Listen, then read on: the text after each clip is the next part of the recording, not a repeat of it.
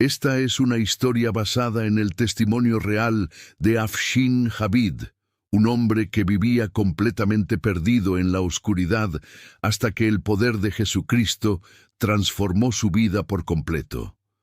Un relato que demuestra que nadie está demasiado lejos para ser alcanzado por el amor de Dios. Si crees en el poder que tiene Cristo para cambiar incluso los corazones más endurecidos, suscríbete y acompáñanos en más historias reales de fe y redención. A los 14 años mentí sobre mi edad para obtener el privilegio de morir. Sí, lo has oído bien. Privilegio. Quería caminar por los campos minados al frente del ejército. Quería dar mi vida si eso significaba complacer a Dios. Pensaba que el cielo me esperaba al otro lado. Pensaba que cuanto más sufriera, cuanto más odiara, cuanto más matara, más santo sería. Participé en 6 ejecuciones. 6. ¿Y saben qué hice en sus últimos momentos? Me incliné, les tomé la cabeza con ambas manos, los miré a los ojos y susurré: adiós, adiós. Como si fuera una broma, como si quitar una vida no fuera nada. Yo era un soldado, un devoto, un fanático. Pero Dios tenía otros planes. Porque hay algo que nadie te dice cuando te consume el odio. No te das cuenta de que estás en prisión hasta que se te caen las cadenas. Y mis cadenas solo se me cayeron cuando conocí a alguien a quien había jurado odiar toda mi vida.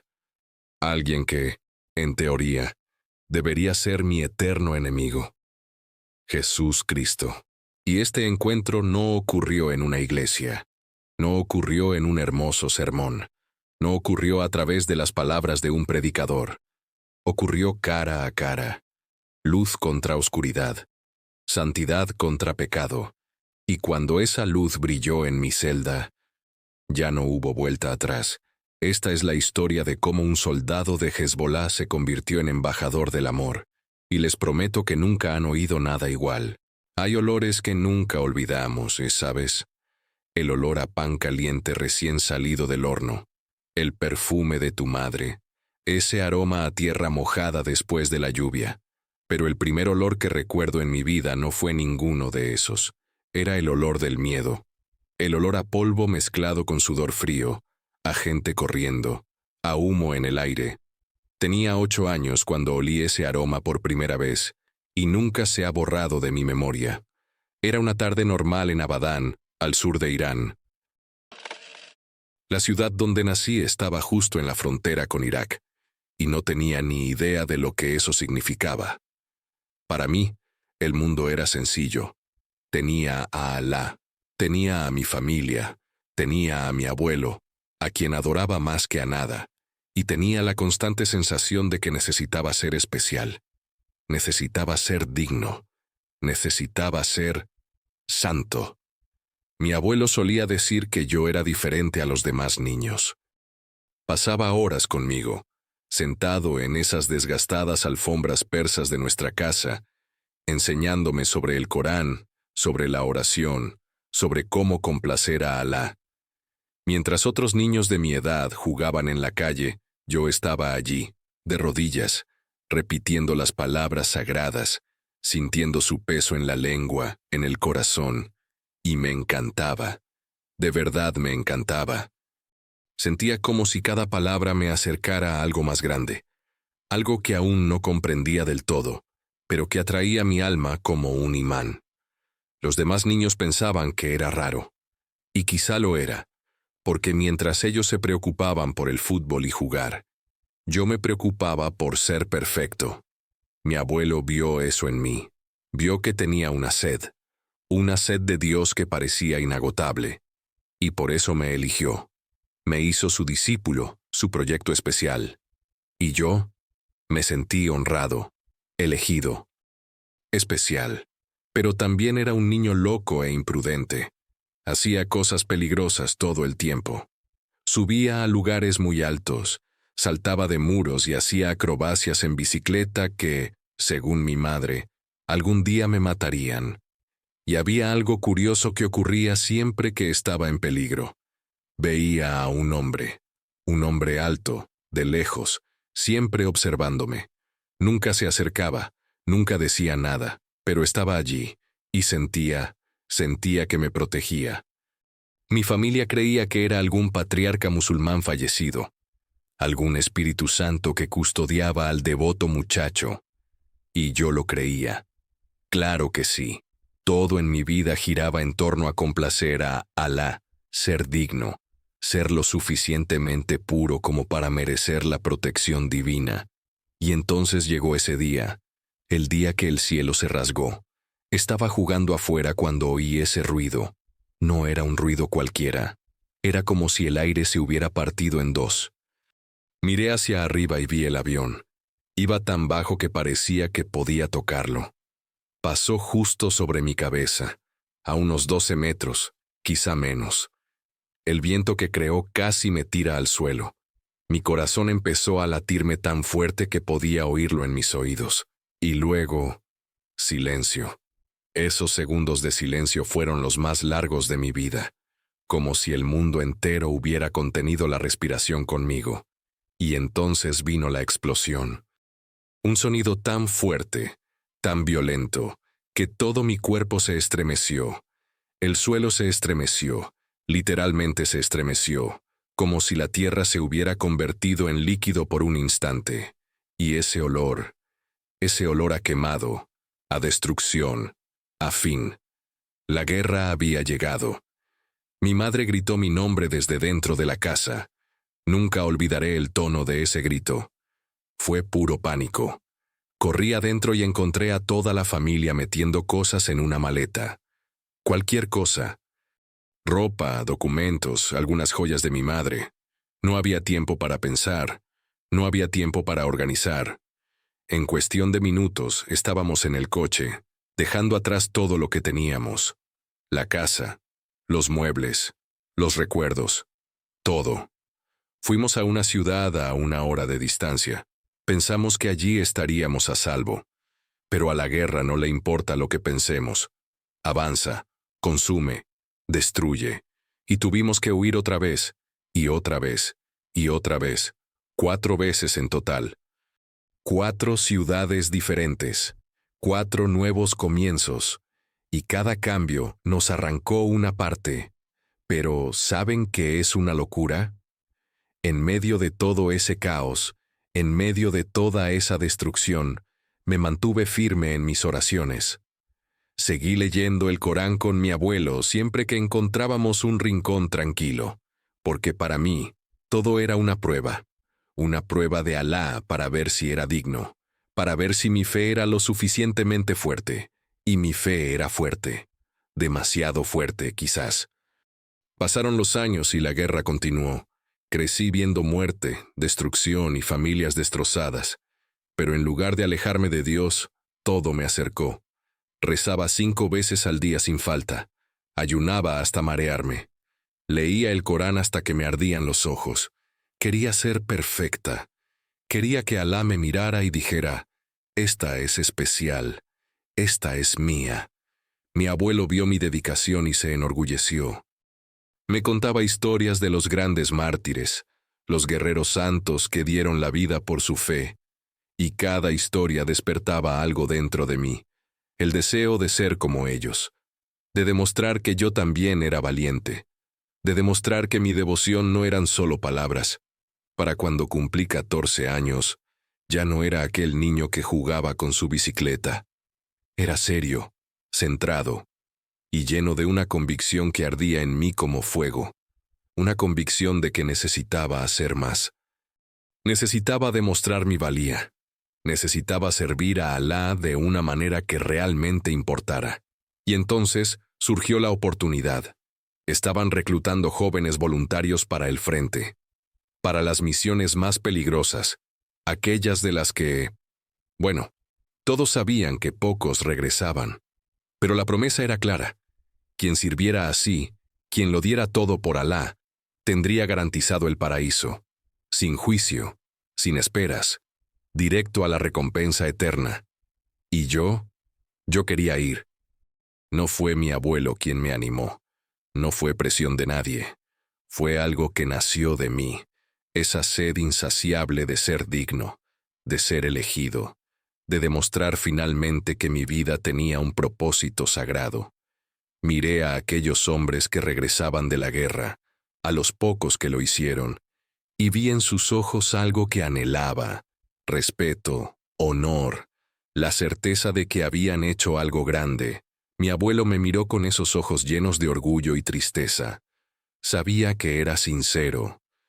Sabía que estaba dispuesto a darlo todo, y creo que, en el fondo, creía que era noble, era sagrado, pero también sabía que era joven, muy joven. Había un problema: mi edad. Era demasiado joven para ser voluntario oficialmente. Necesitaba ser mayor para que me aceptaran. Así que hice lo que cualquier joven fanático de Dios haría. Mentí. Les dije que tenía 16 años. Los convencí de que estaba lista. Y me aceptaron. Recuerdo la sonrisa en mi rostro cuando me dijeron que estaba dentro. Por fin, iba a demostrar que era digna del amor de Alá. Por fin, iba a ser digna. Me subieron a un autobús con otros jóvenes, todos con la misma mirada intensa de quien cree estar haciendo algo grande. El motor arrancó. El autobús empezó a moverse. Mi corazón latía con fuerza, pero no era de miedo. Era de emoción, de anticipación. Iba a servir a Alá con la mayor pureza posible. Iba a demostrarme a mí mismo. Pero entonces, en el último segundo, vi a mi padre corriendo hacia el autobús. Gritaba, hacía señas, desesperado. El autobús se detuvo de golpe. Subió, jadeando, sudando, con los papeles temblándole en las manos, y fue directo al capitán.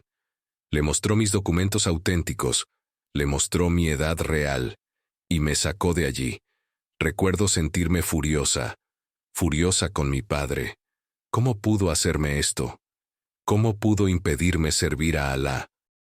Quería gritar, quería pelear, quería volver al autobús, pero cuando lo miré a los ojos, vi algo que nunca antes había visto. Vi amor, amor desesperado, el amor de un padre que no quería perder a su hijo. Lágrimas corriendo por su rostro, su mano temblorosa mientras me agarraba del brazo. Ese autobús se fue sin mí, y luego descubrimos que la misión era lo que todos esperaban. Demasiado peligrosa. La mayoría no regresó. Pero en ese momento, no me sentí agradecido. Estaba frustrado, decepcionado, porque aún creía que morir por Alá era el mayor honor que alguien podía tener. Aún sentía que mi padre me había robado el paraíso. En los meses siguientes, esa frustración no hizo más que aumentar. Rezaba más, ayunaba más, leía el Corán con aún mayor dedicación, como si pudiera compensar mi ausencia, como si pudiera demostrar de alguna manera que merecía el amor de Dios. Y fue en ese momento que todo empezó a cambiar. Porque cuando uno está tan obsesionado con agradar a Dios, cuando está tan seguro de saber el camino correcto, a veces termina por caminos muy oscuros, caminos que nunca imaginé que me llevarían a lo que vendría después. ¿Alguna vez has sentido que hacías lo correcto, pero en el fondo, en lo más profundo de tu alma, una voz te susurraba que algo andaba mal? Una voz tan débil que podías ignorarla fácilmente, sobre todo cuando todos a tu alrededor te decían que eras un héroe. Bueno, sí. Pasé años silenciando esa voz. Después de que mi padre me bajó de ese autobús, después de perder mi oportunidad de servir a Alá con la mayor pureza, me volví inquieto, como un perro que no puede dejar de dar vueltas. Necesitaba hacer algo. Necesitaba demostrar que aún era digno. Que mi devoción no había disminuido solo porque mi padre me impidió ir a la guerra. Fue entonces cuando mi abuelo me presentó a los miembros del Basij. La milicia Basij era... ¿cómo explicarlo? Era el brazo del gobierno que se aseguraba de que todos cumplieran la ley islámica, la Sharia, y no se andaban con rodeos. Si hacías algo que contradecía las enseñanzas del Islam, aparecían, y cuando aparecían, aprendías la lección. Tenía 14 años cuando me uní. 14. y me sentía poderoso. Me sentía importante. Por fin tenía una verdadera misión. No se trataba solo de rezar y leer el Corán. Era hacer que la voluntad de Alá se cumpliera en el mundo real. Era ser los ojos y las manos de Dios en las calles. O al menos eso es lo que yo creía. Las primeras veces que salí de patrulla con los hombres mayores, el corazón me latía con fuerza. No de miedo, sino de anticipación. Quería demostrar que era digno de estar allí. Quería demostrar que, incluso siendo el más joven, tenía coraje, tenía convicción, y no tardé mucho en tener que demostrarlo. Recuerdo la primera vez que vi a una pareja joven hablando en la calle. Se reían, relajados, y la chica no llevaba bien puesto el hijab. Se le veía un poco el pelo, solo un poco. Pero para nosotros, eso era una afrenta a Alá. Era un pecado. Era algo que debía corregirse. Los hombres basij se acercaron. Los seguí, con el cuerpo tenso y la mente repitiendo versículos del Corán como un mantra. Estoy haciendo lo correcto. Estoy sirviendo a Dios. Estoy siendo santo.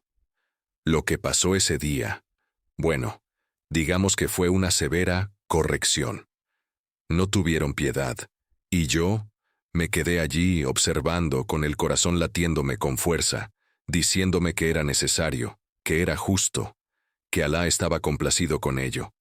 Pero esa vocecita al fondo gritó, solo por un segundo, y la silencié rápidamente.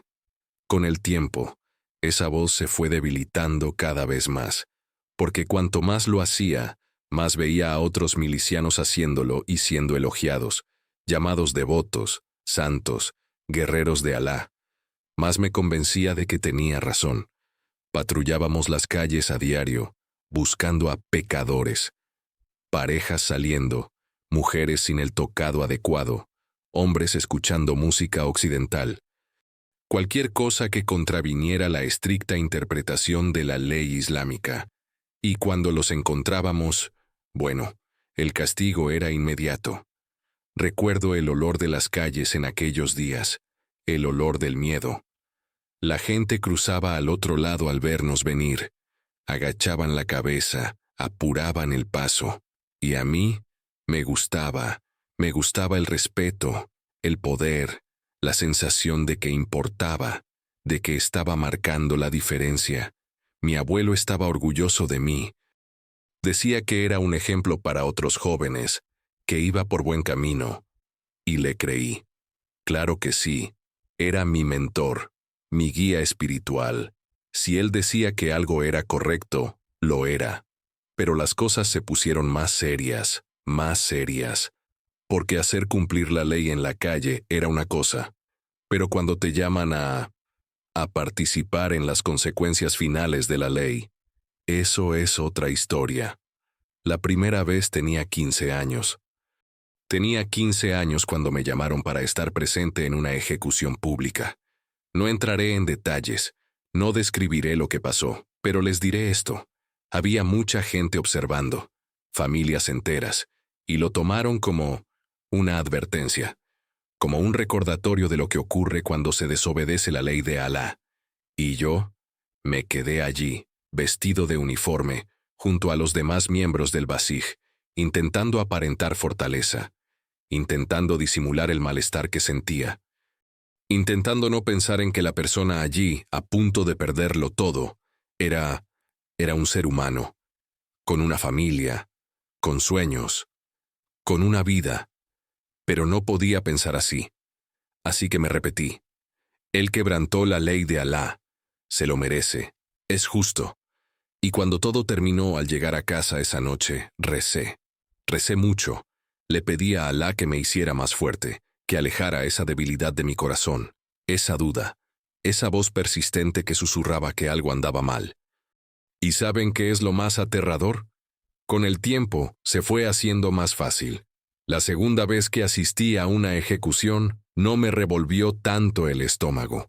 La tercera vez, logré mantener la cara seria todo el tiempo. Para la cuarta, la quinta, la sexta, estaba tan acostumbrado que me pareció normal. Normal. ¿Cómo es posible que algo así se vuelva normal? Y fue por esa época que desarrollé ese hábito. Ese hábito de acercarme a alguien en sus últimos momentos, sujetarle la cara con ambas manos, mirarlo a los ojos y susurrarle, adiós, adiós. ¿Por qué hice esto? La verdad, no lo sé. Quizás era una forma de sentir que tenía el control. Quizás era una forma de distanciarme de la humanidad de todo aquello, de transformarlo en algo mecánico, algo que no me afectara, y funcionó. Ya no me afectaba. Me había convertido exactamente en lo que el Basij y Hezbolá querían que fuera. Un soldado leal, un ejecutor de la ley, un hombre sin piedad. Pero mi devoción no terminó ahí, porque para mí, hacer estas cosas no era suficiente. Necesitaba ser el musulmán más devoto del mundo. Así que establecí una rutina de locos, ahora que lo pienso. Leo el Corán completo cada 10 días. Piénsalo, el Corán entero, de principio a fin, en 10 días. Y luego volvía a empezar. Y otra vez, y otra vez. Pasaba horas y horas con ese libro abierto delante de mí, memorizando versículos, meditando en cada palabra, intentando absorber cada enseñanza. Rezaba 5 veces al día sin falta, aunque fuera en medio de una misión, en medio de la calle, en medio de cualquier cosa. Cuando era hora de orar, oraba. Ayuné más de lo necesario.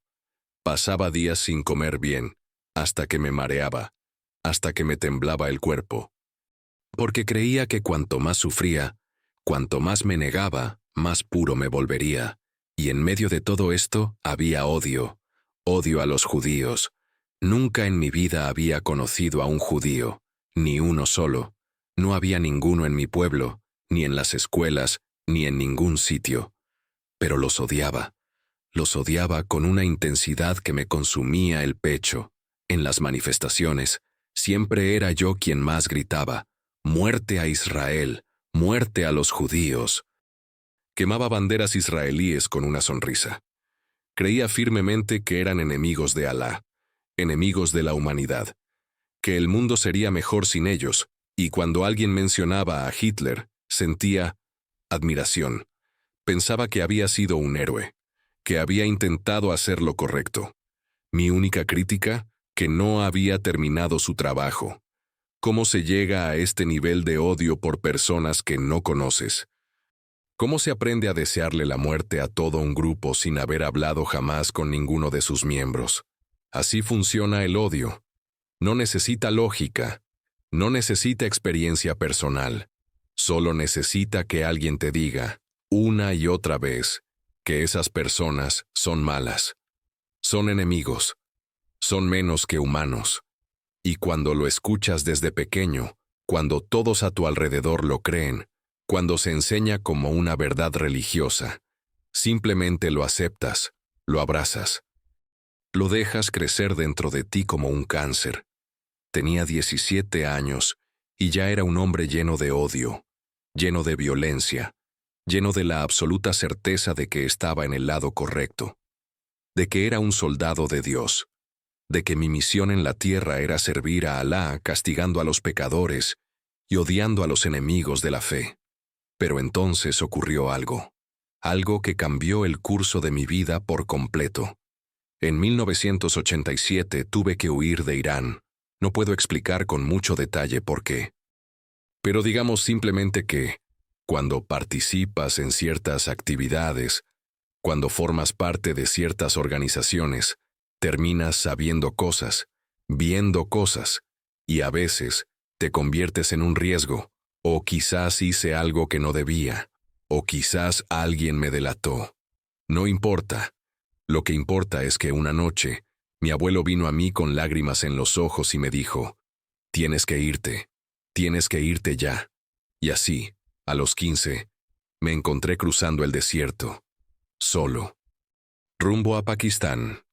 El desierto de noche es extraño, es demasiado silencioso, y demasiado oscuro, y demasiado frío. Caminas y sientes que no llegas a ninguna parte. El cielo está tan lleno de estrellas que te sientes pequeño, insignificante. Y por primera vez en mucho tiempo, mientras caminaba por ese desierto infinito, me sentí solo, verdaderamente solo, sin mi abuelo, sin mi familia, sin los Basij, sin nada más que Alá y yo. Estaba Alá conmigo. Vio lo que hacía. De verdad lo aprobaba todo. Esa vocecita al fondo intentó hablar de nuevo, pero la silencié, como siempre. Llegué a Pakistán, con los pies sangrando, hambriento, sediento, pero vivo. Y allí comenzó una nueva etapa en mi vida. Una etapa que finalmente me llevaría a Bangladesh. Y luego a una prisión en Malasia. Pero aún no lo sabía. En ese momento, caminando por Pakistán, lo único que sabía era que mi misión no había terminado. Que seguía siendo un soldado de Alá. Y que un día, de alguna manera, llevaría la verdad del Islam al mundo entero, especialmente para los infieles de América. ¿Alguna vez has tenido sed de verdad?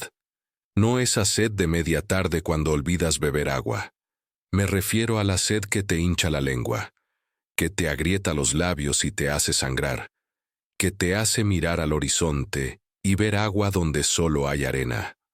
Este fue mi compañero durante días cruzando ese desierto. Después de salir de Irán, cada paso que daba parecía el último.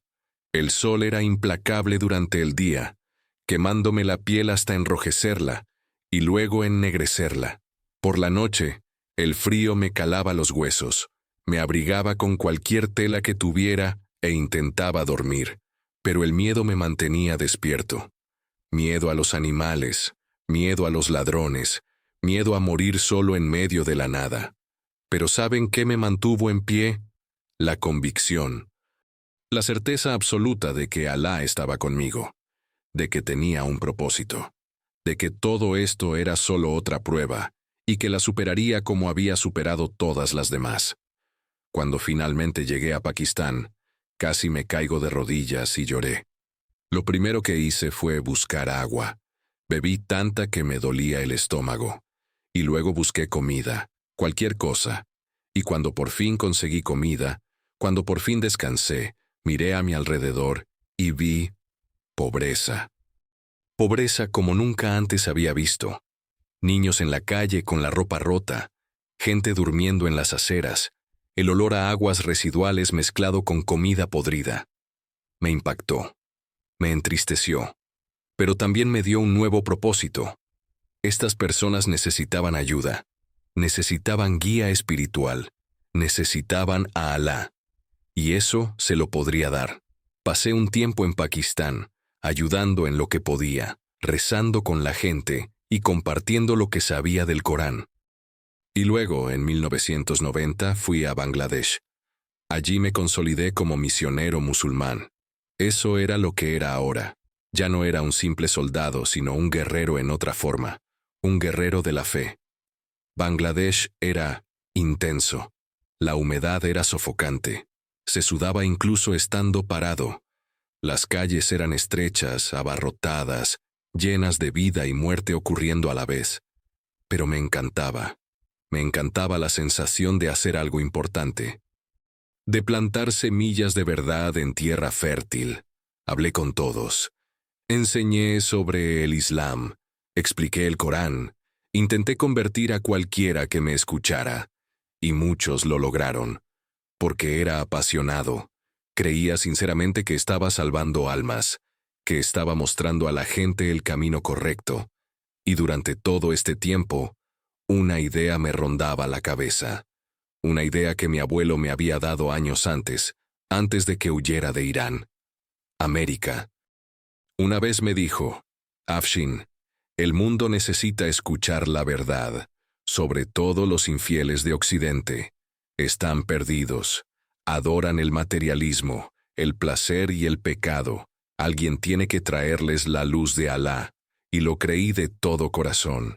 Empecé a soñar con Estados Unidos, con recorrer las calles de Nueva York y Los Ángeles, compartiendo el Islam con los cristianos perdidos, convirtiéndolos, mostrándoles que Jesús no era Dios, sino solo un profeta. que el verdadero camino pasaba por Mahoma y el Corán. Esta idea se convirtió en mi obsesión. Pero había un problema. ¿Cómo iba a llegar a Estados Unidos un tipo como yo, sin documentos en regla, sin visa, sin nada legal? La respuesta llegó a través de mis contactos, los que había hecho durante mis años en el Basish y luego como misionero, personas que conocían a otras que podían conseguirme documentos, pasaportes, documentos de identidad. Y durante los años siguientes, logré reunir 30 pasaportes diferentes, 30, de varios países, cada uno con un nombre diferente, una foto mía y sellos que parecían auténticos. Era una colección impresionante. Era mi billete al mundo. En 1992, por fin llegó el momento. Iba primero a Canadá y de allí a Estados Unidos. Mi misión estaba a punto de comenzar. Me imaginaba ya convirtiendo a cientos, miles de personas, siendo reconocido como un gran misionero, alguien que llevó la verdad de Alá al corazón del imperio infiel. Estaba tan confiado, tan seguro, tan arrogante. El avión despegó de Bangladesh. Mi corazón latía con fuerza, pero no de miedo, sino de emoción. Miré por la ventana las nubes y pensé, esto es solo el principio. Alá está conmigo. Nada puede salir mal. La escala fue en Malasia, Kuala Lumpur. Solo una parada rápida antes de continuar el viaje. Bajé del avión, estirando las piernas, pensando en comer algo, quizás rezando un poco antes del siguiente vuelo. Pero cuando pasé por inmigración, al entregar mi pasaporte, el agente me miró. Luego miró mi pasaporte, luego me miró de nuevo, y luego llamó a otro agente, y otro más. Mi corazón empezó a latir de otra manera. La emoción se convirtió en aprensión. Intenté mantener la calma, intenté sonreír, intenté parecer despreocupado, pero en el fondo lo sabía. Sabía que algo andaba mal. Me llevaron a una habitación, me pidieron mi equipaje, y cuando abrieron mi maleta, allí estaban, los 30 pasaportes, desplegados como una baraja de cartas. Las esposas estaban frías en mis muñecas. El sonido al cerrarse resonó por la habitación como una sentencia. Y mientras me llevaban, mientras veía mi libertad escabullirse entre mis dedos, una sola pregunta resonó en mi cabeza. Alá, ¿por qué permitiste esto? La celda era pequeña. Paredes grises, una cama dura, un inodoro sucio en un rincón. El olor era rancio y se mezclaba con desesperación, y por primera vez en mucho tiempo tenía miedo de verdad, no porque estuviera atrapado, sino porque había fracasado. Había fracasado en mi misión, había fracasado en servir a Alá. Y si había fracasado, ¿qué decía eso de mí? ¿De mi devoción? ¿De mi valor? Al principio, rezaba más que nunca. Me arrodillaba en ese suelo frío y suplicaba guía, respuestas. Una señal de que Alá seguía conmigo, de que aún era digno. Y seguí con mi rutina, incluso en prisión, quizás sobre todo en prisión. Leía el Corán que había obtenido de otro preso. Lo leía de principio a fin cada 10 días, como siempre. Rezaba 5 veces al día sin falta. Ayunaba más de lo necesario. Si Alá me estaba poniendo a prueba, iba a demostrar que era lo suficientemente fuerte. Y fue durante este periodo que algo extraño comenzó a suceder. Empecé a sentir presencias en la celda. No eran guardias, no eran otros prisioneros, eran espíritus, jinns, como los llamamos en el Islam, entidades espirituales que existen en otra dimensión, pero que pueden interactuar con nuestro mundo. Al principio tenía miedo, pero luego recordé lo que había aprendido. Los genios podían ser controlados, los piadosos podían usarlos, y si yo pudiera hacer eso, si pudiera ejercer ese poder, entonces tal vez mi encarcelamiento no sería en vano. Tal vez podría ayudar a la gente incluso desde esa celda. Y eso fue lo que pasó. Otros prisioneros empezaron a buscarme, pidiéndome cosas, queriendo favores, y a través de estos espíritus pude concederles peticiones, cosas pequeñas, a veces cosas más grandes, y quedaron impresionados. Me llamaron un hombre santo, poderoso, y me gustaba esa sensación. Incluso en prisión, era importante. Incluso lejos de mi misión, tenía un propósito. Pero hay una cosa sobre jugar con el mundo espiritual que nadie te dice claramente. Tiene consecuencias. Porque una noche, mientras rezaba, sentí algo diferente, algo pesado en el aire. El frío que llenaba la celda era antinatural. Era como si le hubieran chupado todo el calor. Y entonces lo vi, una presencia. Pero no era como las demás. Esta era malvada, oscura, sofocante. Solo estar cerca me daba miedo. Un miedo primario, de esos que hacen que tus instintos griten, ¡corre, corre ya!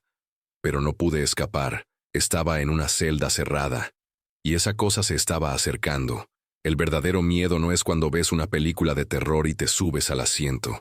El verdadero miedo no es cuando casi chocas el coche y se te acelera el corazón. El verdadero miedo es cuando te das cuenta de que te enfrentas a algo que no debería existir. Algo que desafía todo lo que entiendes de la realidad. Y esa noche, en mi celda en Malasia, conocí el verdadero miedo. La presencia era como una sombra viviente. No podía distinguir bien su forma, pero sabía que estaba allí. Sentía su peso. Sentía una maldad pura emanando de ella como olas de calor de un horno. Todo mi cuerpo empezó a temblar. No por el frío, aunque la celda estaba helada, sino por un terror que provenía de un lugar más profundo que mi mente podía alcanzar. Mi primera reacción fue hacer lo que siempre hacía cuando tenía miedo: recurrir a Alá.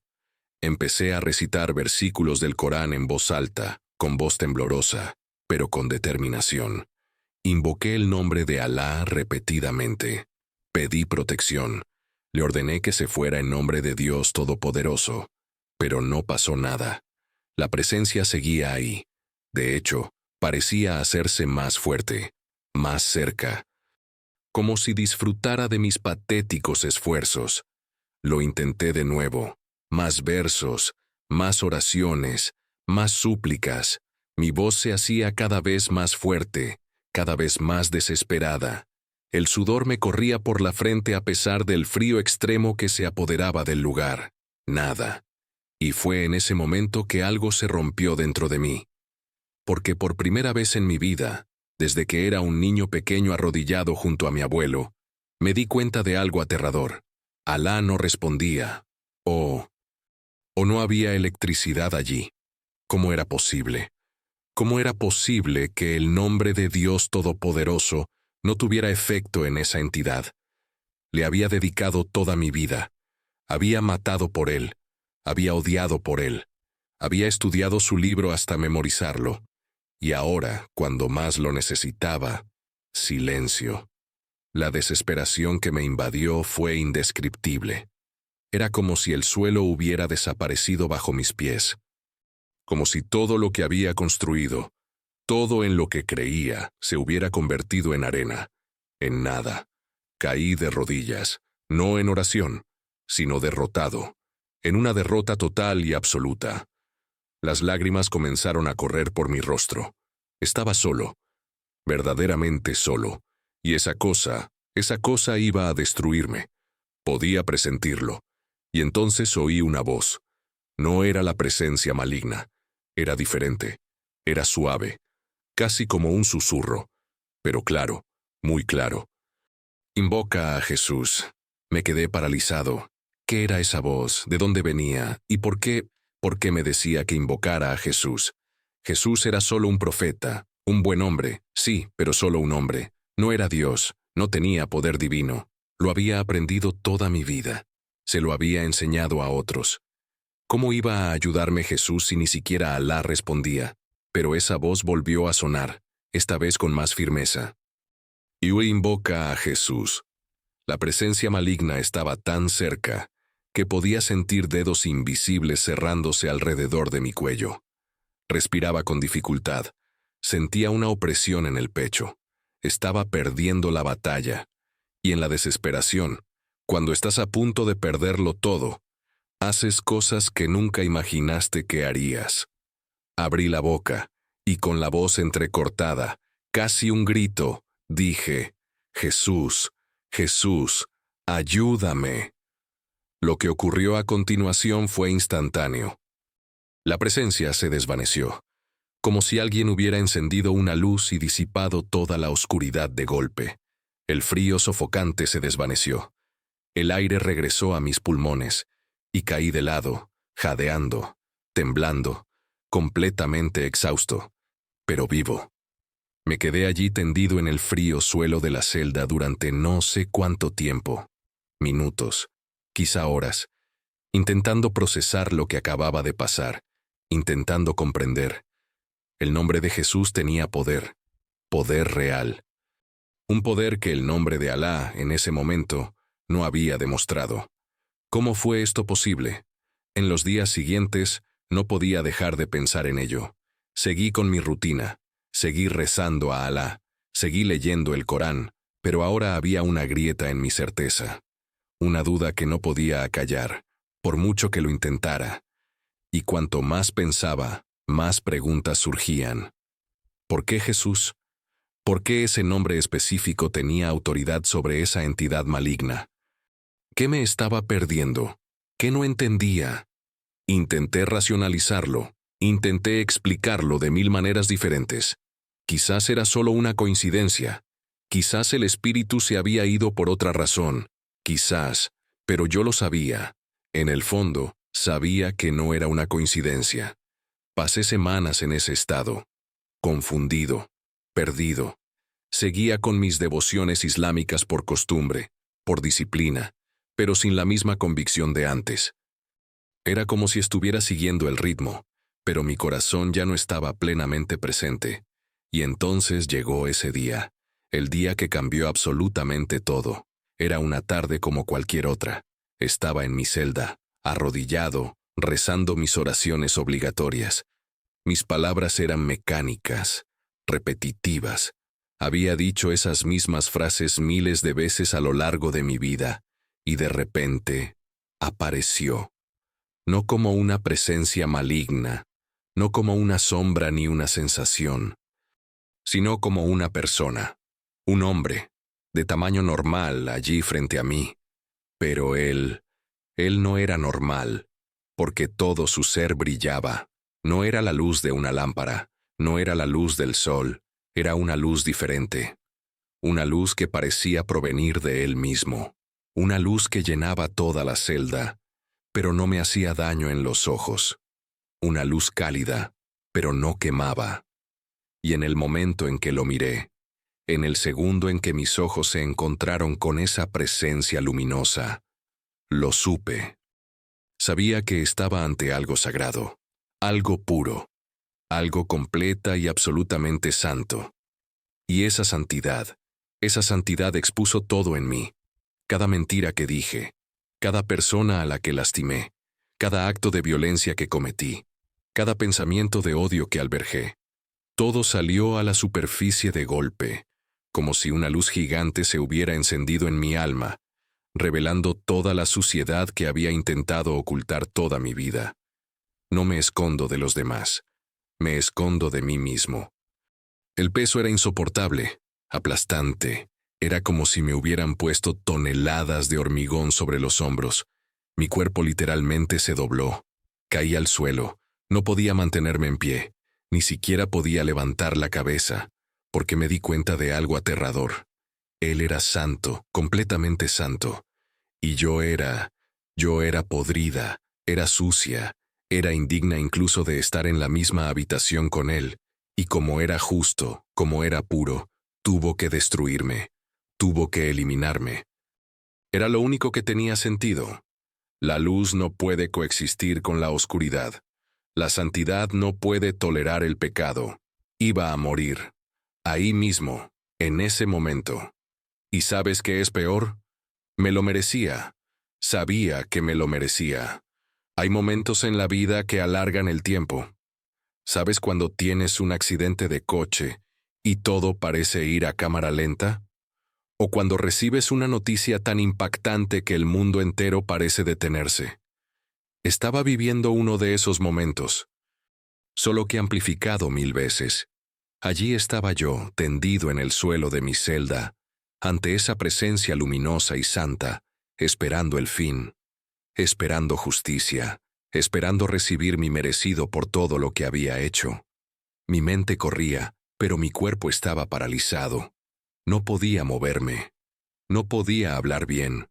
Solo salían de mi boca sollozos entrecortados, palabras entrecortadas. Perdóname, perdóname, por favor perdóname. Ni siquiera sabía a quién le pedía perdón. Solo sabía que lo necesitaba, que era mi última esperanza, mi única oportunidad. Las lágrimas corrían por mi rostro, cayendo al frío suelo de la celda. Mi cuerpo se estremecía violentamente, y ese peso aplastante de todos mis pecados expuestos a la vez, me estaba matando. Literalmente.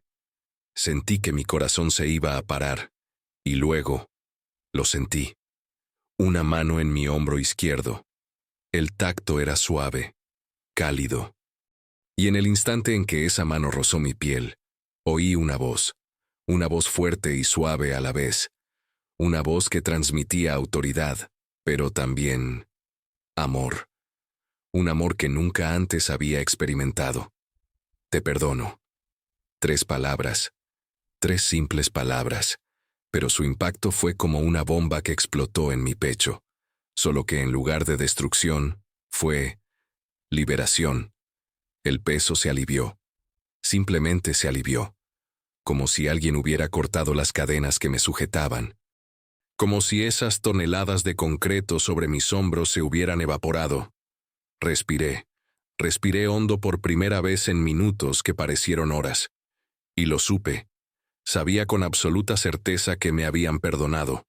No me cabía la menor duda. Era una certeza que iba más allá de la lógica, de la razón. Era algo que sentía en lo más profundo de mi ser. Pero luego vino la confusión, porque en el Islam, nunca sabemos si hemos sido perdonados. Nunca. Puedes rezar toda tu vida. Puedes hacer todas las buenas obras imaginables. Puedes ser el musulmán más devoto del planeta. Pero solo sabrás si Alá te ha perdonado en el día del juicio. Hasta entonces, es incertidumbre, es esperanza, es miedo. Y allí estaba yo, absolutamente segura del perdón. Inmediato, completo, incondicional.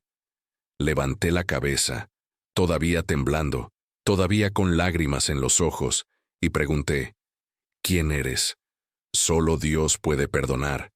Pero tú me acabas de perdonar, así que eres Dios, pero eres diferente, no eres Alá, no te conozco. ¿Quién eres? Y él respondió, yo soy el camino, la verdad y la vida.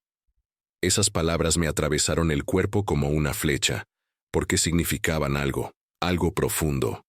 En el Islam rezamos todos los días, muéstranos el camino recto.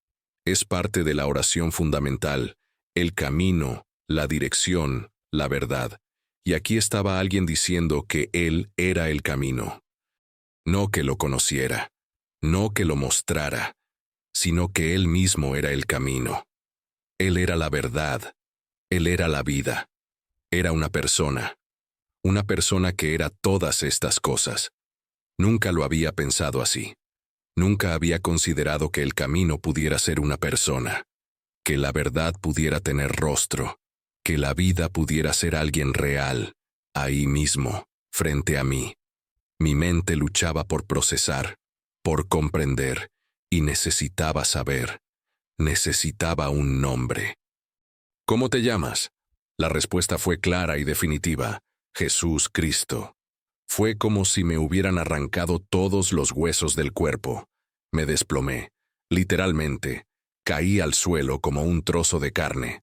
No tenía estructura. Ya no había nada que me sostuviera. Y empecé a llorar. Pero no era un llanto triste. Era Era como si todo lo que había estado reprimido dentro de mí, toda mi vida finalmente pudiera salir. Jesús, Jesús Cristo. El nombre que aprendí a respetar como profeta, pero nunca como Dios. El nombre que creía que era solo otro nombre en la lista de mensajeros de Alá. El nombre que, quien acababa de perdonarme, eso me había liberado. Quien acababa de revelarse como el camino, la verdad y la vida. No sé cuánto tiempo estuve allí tirada en el suelo, llorando. Pero cuando por fin logré recomponerme, cuando por fin logré procesar, aunque fuera una fracción de lo que acababa de pasar, me di cuenta de algo extraordinario. El mundo tenía color. Sé que suena extraño, pero es la única forma en que puedo explicarlo. Fue como si hubiera pasado toda mi vida viéndolo todo en blanco y negro, en tonos de gris, y de repente alguien hubiera activado el color. Todo era más vívido, más hermoso, más real. Y entendí por qué. Era odio. El odio que albergaba lo había cubierto todo con una capa oscura. Había teñido mi visión, mi mente, mi corazón. Y ahora que ese odio se había ido, ahora que me había purificado, podía ver de verdad. Los judíos que había odiado toda mi vida. Nunca había conocido a uno, ni uno solo. ¿Cómo se puede odiar a alguien a quien nunca se conoce? ¿Cómo se puede desear la muerte de todo un pueblo sin tener ninguna experiencia personal con ellos? Es porque el odio no necesita lógica. Solo necesita ser alimentado. Y a mí me habían alimentado con odio desde niña. Pero Dios no nos creó para odiar. Dios no nos diseñó para desearles la muerte a los demás. Estas cosas vienen del enemigo, vienen del diablo. Porque Dios es amor. Y el amor y el odio no pueden coexistir. Jesús había expuesto esto en mí. Había mostrado lo podrido que estaba. Y me había ofrecido algo completamente diferente. Perdón, amor, libertad. En los meses que siguieron en prisión, tras ese encuentro, todo cambió. Ya no era el mismo. Seguía leyendo, pero ahora leía sobre Jesús, sobre su vida, sobre sus enseñanzas, y cada página era como agua fresca para mi alma sedienta. Descubrí cosas que nunca había considerado, que Jesús no celebraba la muerte de sus enemigos, que amaba a sus enemigos, que había dicho, Padre, perdónalos, porque no saben lo que hacen, mientras lo torturaban y lo mataban. Esto fue revolucionario. Esto era todo lo que el odio que yo albergaba no era. Cuando finalmente salí de prisión, cuando llegué a Canadá en 1992, era una persona completamente diferente, no superficialmente, sino en el fondo de mi ser, y supe cuál era mi nueva misión. No se trataba de convertir a los cristianos al Islam, no se trataba de propagar el odio, no se trataba de castigar a los pecadores, fue compartir el amor de Jesús, fue pedir perdón a quienes había odiado, fue ser un puente en lugar de un muro. Años después, tuve la oportunidad de ir a Israel. Israel, el lugar que había aprendido a odiar, la gente que deseaba que exterminaran. Y cuando pisé esa tierra, cuando conocí a verdaderos judíos por primera vez en mi vida, lloré. Lloré porque eran humanos, eran madres y padres, eran hijos e hijas, eran personas con sueños, miedos y esperanzas, igual que yo. Y pedí perdón por haber albergado tanto odio, por haberles deseado daño, por haber sido parte de una ideología que quería destruirlos. ¿Y sabéis lo que hicieron? Me abrazaron y lloraron conmigo. Porque eso es lo que hace el amor. Derriba barreras, destruye muros, convierte a los enemigos en hermanos. Hoy trabajo a través de mi ministerio, Cyrus Call, promoviendo la amistad entre persas y judíos. Viajo por el mundo compartiendo mi historia. No porque sea especial, sino porque Dios es especial. Porque Jesús es real. Porque la transformación que Él hizo en mí puede hacerse en cualquiera. No importa lo lejos que hayas llegado, no importa lo oscuro que sea tu pasado, no importa cuántas cosas terribles hayas hecho o pensado, la luz de Jesús puede alcanzarte, puede perdonarte, puede transformarte. Soy prueba viviente de ello, de un soldado que odiaba y mataba, a un hombre que ama y perdona. Esto no fue por mi propia fuerza. Fue por la gracia de un Dios que se preocupa tanto por cada uno de nosotros, que Él mismo vino, en persona, a visitarme en una celda al otro lado del mundo. Si lo hizo por mí, lo puede hacer por cualquiera. Y ese es el mensaje que quiero dejar. Jesús es real. Su amor es real. Su perdón es real. Y espera con los brazos abiertos a cualquiera que esté dispuesto a dejar atrás el odio y abrazar el amor. Porque al final, el amor siempre gana. Siempre. Esta fue solo una parte de la increíble historia de Afshin Javid. Para más detalles, consulta el primer comentario fijado. El viaje de Afshin nos muestra algo extraordinario sobre la naturaleza de Dios. Nadie está demasiado lejos del alcance de su amor. No hay oscuridad tan profunda que su luz no pueda penetrar. No hay odio tan fuerte que su perdón no pueda disolverlo. Piensen en eso por un momento. Un hombre que participó en ejecuciones. Un hombre que odiaba a personas que nunca había conocido. Un hombre que dedicó años de su vida a ideologías de violencia y muerte. Este mismo hombre hoy viaja por el mundo predicando el amor, la reconciliación y el perdón. Esto no sucedió porque Afshin fuera especial. Sucedió porque Dios es especial. Sucedió porque Jesucristo es real, está vivo y sigue transformando vidas cada día. La historia de Afshin nos recuerda algo fundamental. No fuimos creados para odiar. El odio que consume a tanta gente en todo el mundo, el odio que alimenta las guerras, la violencia y la discriminación, este odio no proviene de Dios, proviene del enemigo de nuestras almas, proviene de aquel que quiere vernos destruidos, divididos y perdidos.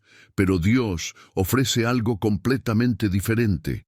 Ofrece un amor sin sentido, un perdón que no merecemos, una gracia que no podemos ganar y una transformación que no podemos lograr solos. ¿Cuántas personas hoy en día están atrapadas en ciclos de odio? ¿Cuántas cargan con la culpa, la vergüenza y la violencia del pasado? ¿Cuántas creen que han hecho cosas demasiado terribles como para ser perdonadas? La historia de Afshin proclama una verdad poderosa. No importa lo que hayas hecho, no importa cuán bajo hayas caído, no importa cuántas veces hayas fallado, Jesús puede alcanzarte justo donde estás. Él no espera a que te purifiques primero. No exige que seas digno antes de acercarte. Simplemente dice, ven, ven tal como eres, y haré algo nuevo en ti. Eso fue lo que pasó en aquella celda de la prisión de Malasia. Afshin no mejoró primero y luego encontró a Jesús. Jesús apareció justo cuando Afshin tocaba fondo, cuando se dio cuenta de que todo en lo que había creído no funcionaba, cuando estaba desesperado y perdido. Y es a menudo en estos momentos que Dios realiza su obra más profunda. Quizás estés escuchando esta historia y reconociendo patrones en tu propia vida. Quizás tú también albergas un odio que desconoces de dónde proviene. Quizás tú también has hecho cosas que crees imperdonables. Quizás tú también buscas algo más, algo verdadero, algo que finalmente llene ese vacío dentro de ti. El mensaje de hoy es sencillo pero profundo. Hay esperanza, hay perdón, hay transformación disponible a través de Jesucristo.